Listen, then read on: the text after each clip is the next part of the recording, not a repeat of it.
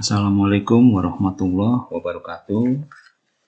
Jumpa lagi dengan kami di channel Risalah Excel, tempat kita membahas informasi, tips dan trik, juga pengembangan seputar Microsoft Excel.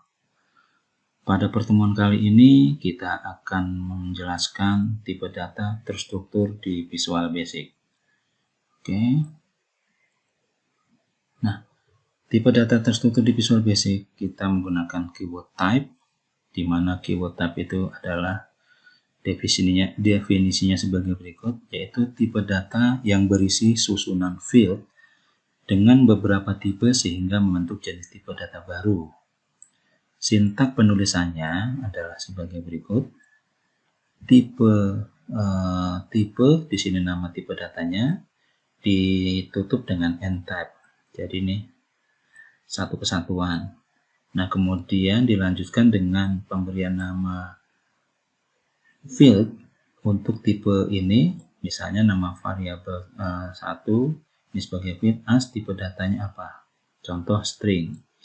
Nah, di sini titik-titik di sini adalah maksudnya memberikan penamaan variabel atau field di tipe data ini hingga tak terbatas sampai dengan di akhir penulisan nama variabel ini. Oke. Nah, kemudian contohnya untuk penulisan type ini adalah type T-karyawan. Di sini ada nama fieldnya nomor induk string, nama depan string, nama belakang string, tanggal lahir date, tanggal masuk date, and type. Nah, ini type ditutup dengan type. Oke. Nah, ini ketika sudah dibuat seperti ini, maka akan membentuk struktur tipe data T-karyawan dengan isinya sebagai berikut.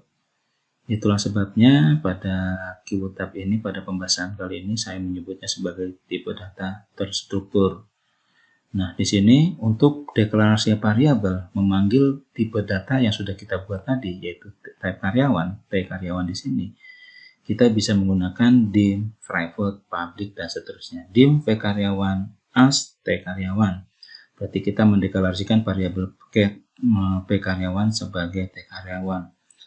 Atau kita juga bisa mendeklarasikan sebagai array daripada T-karyawan. Maka kita bisa lihat di sini, dim P-karyawan dalam kurung, ini bisa diatur banyaknya array pada T-karyawan ini pada variabel P-karyawan. Kemudian selanjutnya kita membahas pada materi latihan. Nah, untuk materi latihan kali ini kita di sini nomor 1, buat tipe T-karyawan dengan struktur seperti pada penjelasan sebelumnya, dengan mengganti nama depan menjadi nama saja dan nama belakang menjadi jenis kelamin. Oke. Yang kedua, deklarasikan variabel sebagai array dari T-karyawan dengan besar array adalah 5. Jadi kita deklarasikan variabel sebagai array dengan besarnya 5 dari T-karyawan. Kemudian isikan data secara manual pada kode program, disimpan ke dalam variabel tersebut. Variabel yang sudah kita deklarasikan pada poin nomor 2. Kemudian untuk nomor 4, buat jendela pilihan dari data yang diisi. Apabila sudah dipilih, munculkan data detail dari yang dipilih. Seperti apa contoh simulasinya? Nah, setelah kita isikan data, maka diharapkan muncul tampilan seperti ini. Nah, ini adalah isi dari array tadi. Nah, kita masukkan isinya. Nah, yang kita isikan adalah dengan nomor urut 1, 2, 3. Karena tadi kita deklarasikan sebanyak 5, maka kita batasi dari 1 sampai 5. Nah, dengan ketentuan selain pilihan itu, maka akan muncul pesan kesalahan. Apabila kita klik OK, maka muncul tampilan hasil pilihan Anda seperti ini. Ada nomor induk, nama karyawan, jenis kelamin, dan seterusnya. Oke. Nah, kemudian kita akan masuk ke bagian pengisian code. Ini kita anggap kita sudah masuk ke idenya dari Visual Basic for Application di Excel. Nah, ini simulasi saja. Nah, pada bagian pertama, buat tipe T karyawan dengan struktur seperti pada penjelasan sebelumnya, dengan mengganti nama depan menjadi nama saja dan nama belakang menjadi jenis kelamin. Oke, kita buat deklarasi tipe T karyawan sebagai berikut.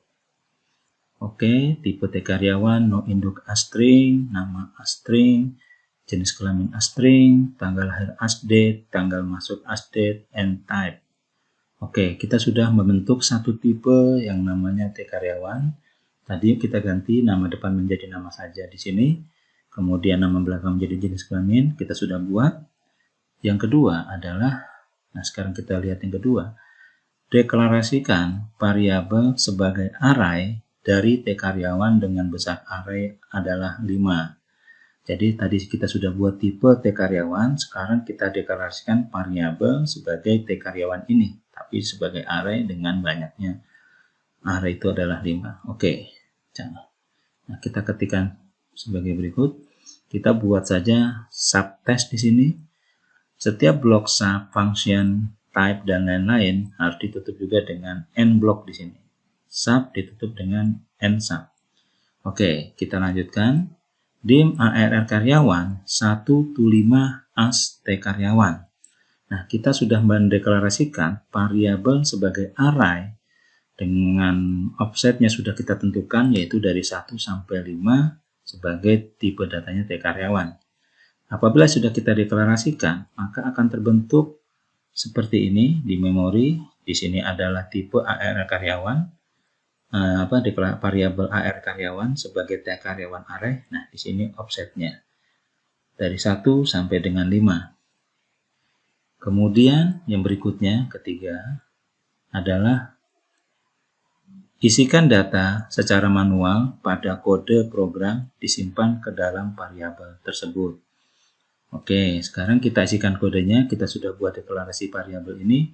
Kita isikan sebagai berikut. With ARR karyawan 1. Kita mulai dari 1. Kita menggunakan with untuk bypass atau mempersingkat atau menghilangkan penulisan variabel objek ini. Kita cukup menggunakan titik saja akhir seperti ini. No induk, nama, jenis kelamin, tanggal lahir, tanggal masuk, dan end type, end width di sini ya. Jadi width juga ditutup dengan end width. Nah, dengan menggunakan width maka AR karyawan tidak perlu lagi kita tuliskan di sini. Kita cukup menggunakan titik saja. Apabila ini sudah kita buat, sudah kita isikan di offset 1, maka nanti akan terisi sebagai berikut. Ini di variabel AR karyawan. Di offset 1 sudah diisi data seperti ini. Kita lanjutkan pengisian yang kedua. Oke, setelah kita mengisikan yang kedua, kita bisa lihat. Nah, ini adalah isi yang kedua. Kita lanjutkan ke yang ketiga. Setelah kita isi ini juga, maka kita muncul tersimpan dalam memori untuk variabel AR karyawan yang sudah terisi sampai dengan offset ketiga.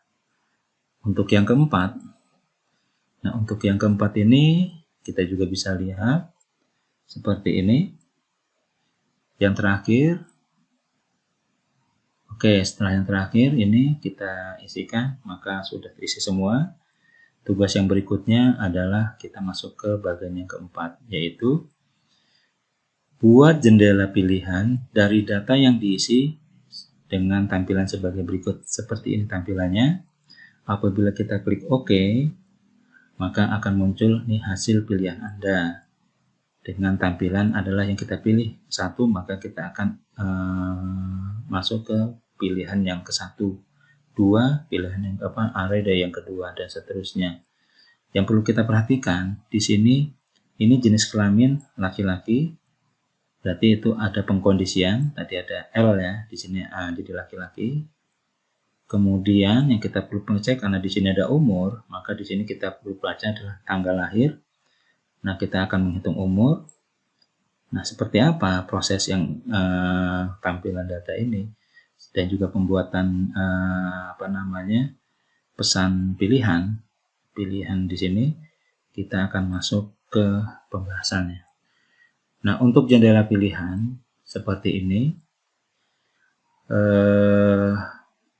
kita tidak menggunakan user form. Kita belum membahas user form. Jadi kita step by step, kita akan menggunakan yang namanya input box. Nah, input box ini seperti ini penulisannya. Nah, penjelasan detailnya bisa kita lihat di sini.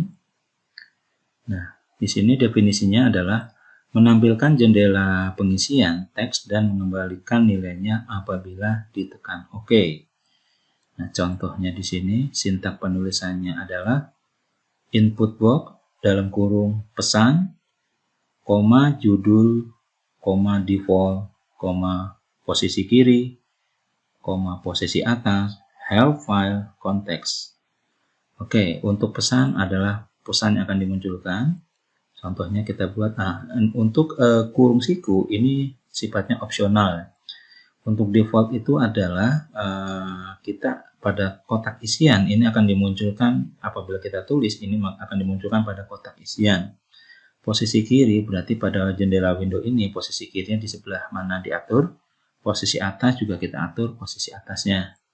Nah, contohnya misalnya seperti ini, var input box, masukkan nilai, form input. Nah, jadi nanti kalau kita jalankan seperti ini, nah ini akan muncul seperti ini.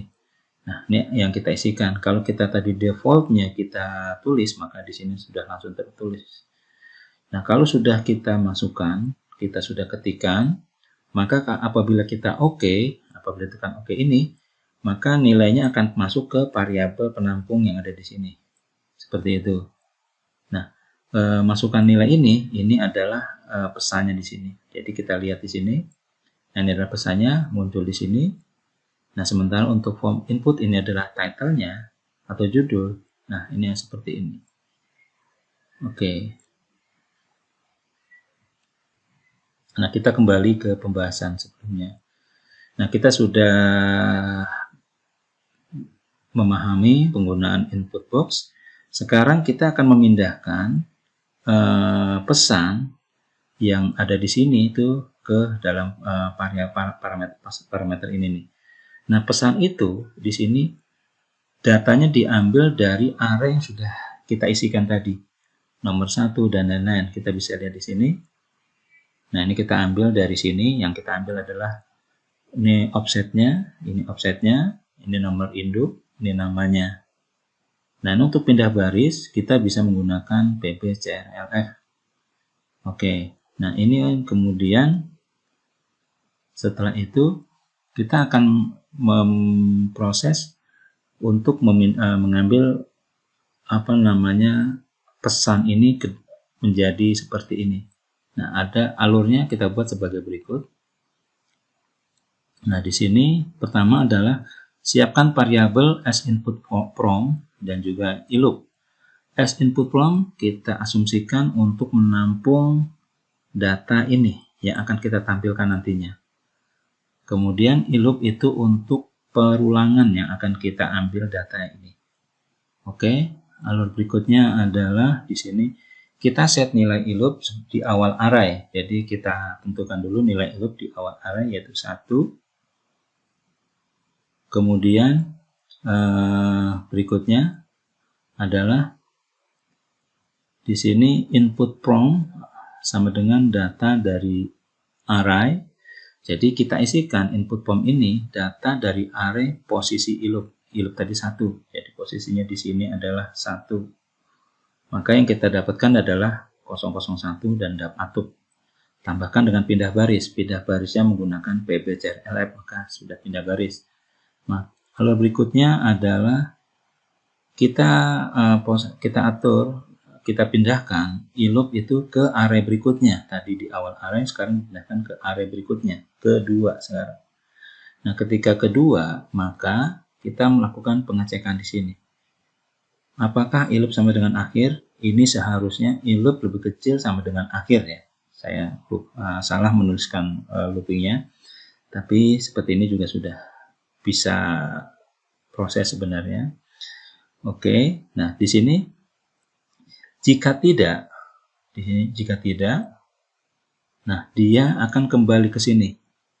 Jadi tadi posisinya kedua, 2 itu input form. Nah kita isikan lagi sekarang posisi loopnya ada di 2 di sini. Maka tambahkan ini adalah concatenate, maksud saya tadi ini belum ada penjelasannya. Jadi sekarang di input form itu concatenate dari yang sebelumnya di sini dengan yang berikutnya yang kedua. Oke, sekarang pindahkan lagi loop berikutnya ketiga. Nah, apakah 3 itu lebih kecil sama dengan akhir? Jika tidak, maka dia kembali ke sini, akan naik ke sini lagi, dia sampai dengan seterusnya, sampai dengan misalnya sekarang posisi sampai ke 5. Apakah loop sama dengan 5 atau lebih kecil sama dengan 5 akhir di sini? Jika iya, maka di sini dia masuk ke input form. Nah, input form ini hasilnya adalah ini, ditambahkan tinggal penambahan pengetikan ini. Nah, ini maaf.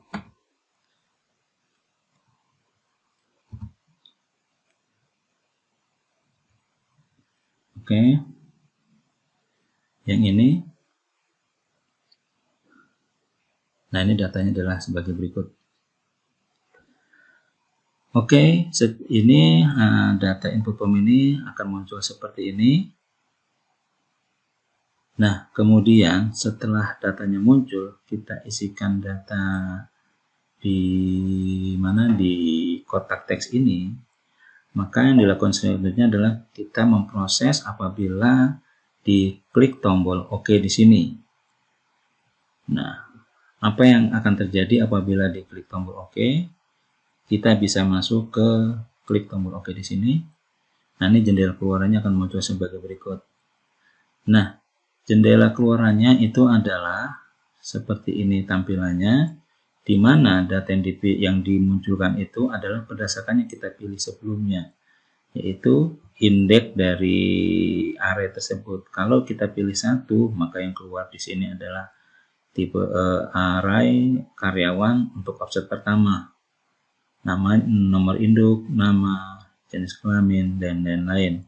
Nah, kita tidak menggunakan user form, kita menggunakan di sini yang namanya itu adalah MSG box ya. Nah, MSG box itu penjelasan detailnya seperti ini. Definisi dari MSG box adalah menampilkan jendela pesan sebagai informasi bagi pengguna. Oke. Nah, di sini sintak penulisannya adalah MSG box pesannya akan dimunculkan, tipe button, jenisnya itu ada informasi, kritikal, dan judulnya, help file, dan konteks. Ini default ya. Ini opsional, maaf. Nah, kemudian contohnya adalah sebagai berikut. Selamat datang kawan, PB Information, pesan saya. Apabila dijalankan, selamat datang kawan, itu adalah pesannya. PB Information itu adalah icon yang muncul di sini sebagai informasi. Pesan saya di sini adalah judulnya. Oke, kita kembali lagi ke proses yang akan kita tampilkan di sini. Nah, sekarang kita akan membahas di sini ada jenis kelamin laki-laki dan umur. Nah, kita akan lihat jenis kelaminnya. Jenis kelamin di sini adalah penulisan jenis kelamin diambil dari field jenis kelamin ini dengan ketentuan sebagai berikut. Jika ini L, maka laki-laki. Jika P, maka perempuan. Jika diisi selain itu atau kosong, maka kosongkan atau karakter kosong ya. Kemudian untuk umur untuk umur diambil dari tanggal saat ini dibandingkan dengan tanggal pada field tanggal lahir. Nah, kita akan proses jenis kelamin. Nah, memproses jenis kelamin di sini. Nah, jenis kelamin itu menggunakan pengkondisian. Kita bisa lihat di sini. Nah, untuk menentukan jenis kelamin, kita bisa menggunakan statement if, yaitu if ini adalah karyawan. Nah, ini adalah opsinya itu adalah yang sudah kita pilih ya. Ini anggap 1. Nah, kemudian jenis kelamin sama dengan L, maka ini variabel penampungnya laki-laki. Nah, else if jenis kelamin sama dengan P, maka kita masukkan ke variabel penampung di sini perempuan. Apabila tidak, kita kosongkan. And if, else, dan seterusnya ditutup dengan and if. Nah, ini menggunakan if statement. Kita juga bisa menggunakan yang namanya select case statement. Select case statement, kita menggunakan select case AR karyawan dan seterusnya sama dengan yang di sini, tapi pengkondisinya adalah case L, variabel penampungnya diisi sebagai sama dengan yang tadi di sini. Case P, nah seperti ini. Case L seperti ini, dan juga ditutup dengan and select. Select case ditutup dengan and select. Seperti ini. Nah, ini kita bisa menggunakan select case ini, atau kita bisa menggunakan if yang ada di sini. Itu bebas sesuai dengan kenyamanan kita dalam membuat coding ya. Atau kita juga bisa menggunakan if sebagai ternary operator, tapi dia ternary function, tapi kita tidak bahas di sini. Oke, selanjutnya kita kembali lagi ke pembahasan ini. Oke, setelah kita sudah tentukan penulisannya, maka sekarang kita akan melihat kode selengkapnya dari yang pembahasan ini. Kode selengkapnya kita bisa lihat di sini. Nah, seperti ini kode selengkapnya. Ini adalah deklarasi T karyawan. Kita tadi buat subtest di sini. Oke, seperti ini. Nah, sama dengan yang dibahas tadi di slide. Nah, di sini deklarasi variabel untuk menampilkan bendera pesan, yaitu input box di sini ya. Oke. Kemudian ini kita tambahkan pilihan Anda. Oke, misalnya. Oke, seperti ini. Nah, if trim, jika ini pilihannya tidak kita isikan tapi kita oke, maka kita berikan validasi seperti ini, belum mengisikan. Nah, jika dia bukan numerik, maka karena dia bukan numerik, maka kita masukkan digit hanya angka. Nah, oke, seperti ini. Baru apabila sudah angka, kita akan masuk ke proses konversi dari string menjadi integer. Nah, jadi kita akan bandingkan select case dari 1 to 5. Jadi kita akan bandingkan apakah pilihan kita itu sebatas dari 1 sampai 5. Kalau iya, maka kita proses ini menggunakan message book. Kalau tidak, maka pilihan Anda tidak terdapat dalam daftar karena kita hanya daftarkan 1 sampai 5. Seperti ini. Nah, untuk penjelasannya kita bisa masuk ke Excel di sini. Nah, di sini kita bisa masuk ke developer, Visual Basic. Kita bisa klik kanan, insert, kita pilih modul. Oke. Datanya kita ambil dari ini dia. Kita copy, Ctrl C, kita masuk lagi di sini. Kita paste. Nah, kita buat tadi namanya adalah subtest, maka kita jalankan di sini adalah tes. Nah, seperti ini munculnya. Kalau kita pilih misalnya 6. Oke. Nah, pilihan Anda tidak terdapat dalam daftar. Oke. Nah, sekarang kita coba lagi. Kalau kita kosongkan, kita oke. Anda belum mengetikkan pilihan. Oke. Nah, kalau sekarang kita jalankan lagi, kita akan ambil yang ketiga di sini. Kita pilih 3, kita oke. Nah, ini dia summary dan seterusnya. Umur 33. Itu tadi kita menggunakan deadlift. Oke.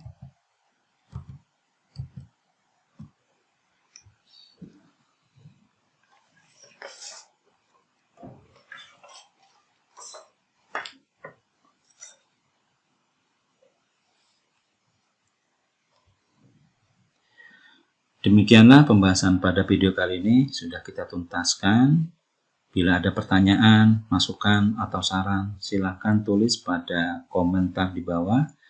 Jangan lupa bantu kami untuk subscribe dan juga share agar channel bisa berkembang nantinya. Untuk source code saya share di bagian deskripsi, bisa dilihat dan bisa diambil dan dites. Terima kasih sudah menyaksikan video ini. Assalamualaikum warahmatullahi wabarakatuh.